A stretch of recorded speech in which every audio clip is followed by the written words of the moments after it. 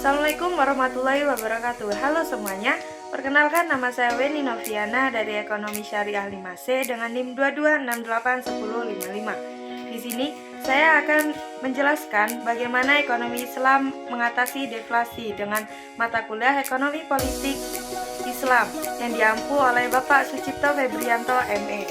Materi yang pertama akan menjelaskan pengertian tentang deflasi. Deflasi adalah kondisi di mana harga barang dan jasa secara umum menurun secara terus-menerus dalam suatu periode. Meskipun terdengar positif, deflasi dapat berdampak buruk pada ekonomi seperti penurunan produksi, meningkatnya pengangguran, dan melemahnya daya beli masyarakat. Kita masuk materi yang kedua, akan menjelaskan tentang apa itu ekonomi Islam dan prinsip-prinsip dalam ekonomi Islam. Ekonomi Islam adalah sistem ekonomi yang berdasarkan prinsip syariah, yaitu hukum Islam yang bertujuan menciptakan keadilan, keseimbangan sosial, dan keberlanjutan ekonomi.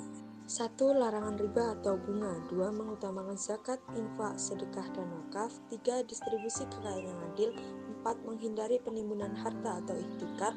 5. Mendorong kegiatan ekonomi yang produktif dan halal. Materi yang ketiga yaitu tentang dampak dan tantangan dalam deflasi. 1. Penurunan keuntungan bisnis. 2. Produksi menurun. 3. Pengangguran meningkat. 4. Meningkatkan utang secara real, khususnya dengan sistem riba. 5. Melemahkan investasi dan konsumsi. 1. Ketergantungan pada bunga atau riba. 2. Ketidakmerataan distribusi kekayaan. 3. Fokus pada pertumbuhan ekonomi yang tidak inklusif. Masuk materi yang keempat, yaitu tentang bagaimana solusi ekonomi Islam dalam mengatasi deflasi. 1. Menghapus sistem riba. Dengan menghilangkan riba, masyarakat tidak terjebak dalam beban utang yang semakin berat saat deflasi. Sistem bagi hasil, mudharabah dan musyarakah menggantikan bunga, sehingga risiko ekonomi ditanggung bersama. 2. Optimalisasi distribusi kekayaan melalui jiswaf. Zakat, infak, sedekah, dan wakaf menjadi instrumen redistribusi kekayaan. Zakat membantu meningkatkan daya beli masyarakat miskin, mendorong konsumsi, dan menggerakkan perekonomian. 3. Mendorong investasi produktif. Sistem Islam mendorong investasi dalam sektor real seperti pertanian, perdagangan, dan manufaktur untuk menciptakan lapangan kerja dan meningkatkan produksi. 4. Larangan ihtikar atau penimbunan barang. Ekonomi Islam melarang penimbunan barang yang dapat memperburuk deflasi. Hal ini memastikan stabilitas pasokan barang di pasar. 5. Stabilitas nilai uang. Ekonomi Islam menekankan pada stabilitas nilai uang melalui sistem moneter berbasis emas dan perak atau dinar dan dirham untuk menghindari inflasi atau deflasi yang ekstrim. Kita masuk materi yang kelima, yaitu tentang instrumen moneter dalam mengendalikan arus ekonomi. 1. Mudharabah dan musyarakah. Sistem biayaan ini mendorong investasi dan pertumbuhan ekonomi serta mengurangi potensi deflasi. 2. Transparansi pasar.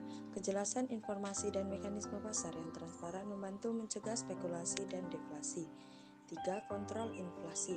Ekonomi Islam mengajarkan manajemen inflasi yang seimbang dan mencegah deflasi yang berbahaya. Kita masuk materi yang keenam tentang perbankan syariah dalam merangsang ekonomi.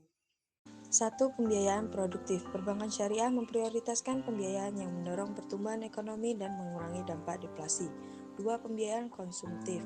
Mendorong konsumsi yang bertanggung jawab dan meminimalisir potensi deflasi akibat penurunan permintaan. 3. Kemitraan dan kerjasama. Perbankan syariah mendorong kerjasama antara lembaga keuangan dan pelaku ekonomi untuk menghadapi deflasi. Kita masuk materi yang ketujuh tentang kebijakan fiskal dalam mengatur alokasi sumber daya. 1. Zakat sebagai alat redistribusi. Zakat digunakan untuk membantu masyarakat miskin dan rentan serta meningkatkan daya beli dan mengurangi dampak deflasi. 2. Pengeluaran pemerintah yang tepat. Pemerintah Islam mengeluarkan anggaran untuk infrastruktur, pendidikan, dan kesehatan, serta mendorong pertumbuhan ekonomi.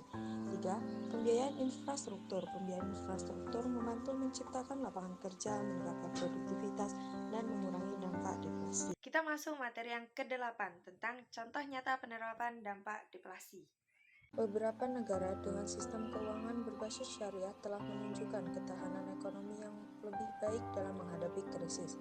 Contoh inisiatif modern. 1. Bank syariah yang memberikan pembiayaan tanpa riba. 2. Gerakan sosial berbasis wakaf dan sedekah untuk mengatasi kemiskinan. Dan yang terakhir yaitu ringkasan tentang materi ini.